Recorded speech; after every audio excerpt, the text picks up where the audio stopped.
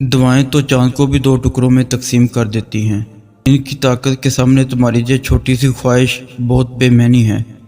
جب تم سجدہ کرتے ہو تو محبت کا حق ادا کرتے ہو، اور جب دعا کے لیے ہاتھ اٹھاتے ہو تو یقین کا حق ادا کرتے ہو، اور محبت کا تو یقین کے بغیر کوئی وجود نہیں۔ جس نماز میں دعا شامل نہ ہو وہ نماز ہمیشہ ادھوری رہتی ہے، تو پھر نمازیں ادھوری رکھ کر خواہشوں کے مکمل ہونے کی طلب کیسی؟ تو اگر وہ تمہارے دل میں دعا کا خیال لا رہا ہے تو وہ تمہیں اس بات کا اشارہ دے رہا ہے کہ اب بھی سب کچھ ختم نہیں ہوا، اب بھی کل کی امید باقی ہے، اب بھی وہ تمہارے نصیب کو تمہاری چاہت کے مطابق کر سکتا ہے۔ اور جب وہ تمہاری دعاؤں پر راضی ہو جاتا ہے تو وہ یہ نہیں دیکھتا کہ دنیا اس چیز پر مطمئن ہے یا نہیں، اور نہ ہی اس کو اس بات سے کوئی فرق پڑتا ہے کہ اس دعا کی قبولیت میں کتنی رکاوٹیں ہیں۔ وہ جب ارادہ باندھ لیتا ہے تو ناممکن کی ساری گرہیں اپنے آپ کھل جاتی ہیں۔ وہ تمہاری روتی ہوئی آنکھوں کو یوں ٹھنڈا کر دے گا جیسے اس نے یعقوب کی آنکھوں کو ٹھنڈا کر دیا تھا۔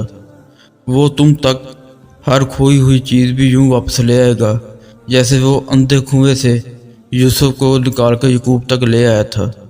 کیا ہو سکتا ہے اور کیا نہیں، یہ سوچنا تمہارا کام نہیں، تمہارا کام بس دعا کرنا ہے۔ پھر دیکھو وہ ایسے معجزے لائے گا کہ تمہارے رونگٹے کھڑے ہو جائیں گے۔ تم بس وہ کرو جو تمہارا کام ہے، اللہ بھی تو وہی کر رہا ہے جو اس کا کام ہے۔ کچھ بھی اللہ کی رضا کے بغیر نہیں ہو سکتا، یہاں تک کہ دعا کے لیے بھی انسان تب تک ہاتھ نہیں اٹھا سکتا جب تک اللہ نہ چاہے، اور اللہ دعا کی تفیض دیتا ہی تب ہے جب اس نے راضی ہونا ہوتا ہے، جب اس نے کن فرمانا ہوتا ہے، تبھی وہ چاہتا ہے کہ میرا بندہ آ کر مجھے منائے اور میں اس کی ہر مانگی ہوئی دعا پر راضی ہو جاؤں۔ اور اس سے بڑی خوش قسمتی اور کیا ہو سکتی ہے کہ وہ خود ہمارا انتخاب کرتا ہے، ورنہ ہمارے ارد گرد کتنے ایسے لوگ ہیں جو مایوس ہو کر دعا مانگنا ہی چھوڑ دیتے ہیں۔ ایسے لوگوں کو پھر وہ توفیق بھی نہیں دیتا جو اس کی نعمتوں کا شکر نہیں کرتے اور اس کے فیصلوں پر صبر نہیں کرتے۔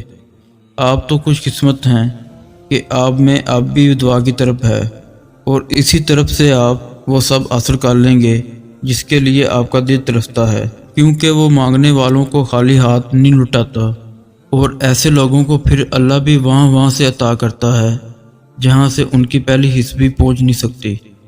یقین سے ہی دروازے کھلتے ہیں، اور جو لوگ تھک کر رک جاتے ہیں اور مایوس ہو کر بیٹھ جاتے ہیں تو اللہ بھی انہیں اٹھنے کی ہمت نہیں دیتا، وہ انہیں گرا دیتا ہے، ان کی چاہت میں ہی انہیں تھکا دیتا ہے، اور پھر کہتا ہے ایک دن دیکھنا تم خود مسکراتے ہوئے کہو گے کہ اللہ نے میری دعا ایسے قبول کی ہے کہ میں نے کبھی سوچا بھی نہیں تھا۔